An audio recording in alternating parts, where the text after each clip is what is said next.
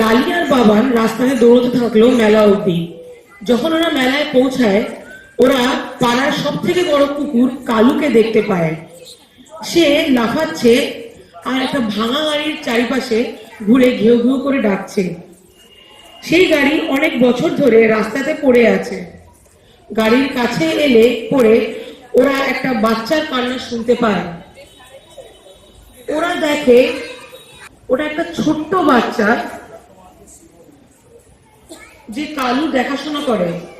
ছোট গাড়ির মধ্যে সে আটকা পড়ে গেছে। গাড়ির অন্যদিকে ছোটুর বন্ধুরা কালু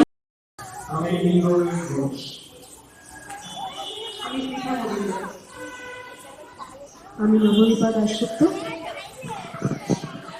থ্যাংক ইউ। এবার তোমাদের একটা করে কালারিং শিটস দেওয়া হবে, তোমরা সবাই সেটা বাড়ি নিয়ে যাবে, বাড়িতে বসে কালার করবে। তাতে 3টে পিকচার আছে, 3টে পিকচারই সুন্দর করে কালার করবে। আমি কিন্তু এই সপ্তাহের এন্ডের দিকে তোমাদের ওটা জমা নেব সবার থেকে, ঠিক আছে?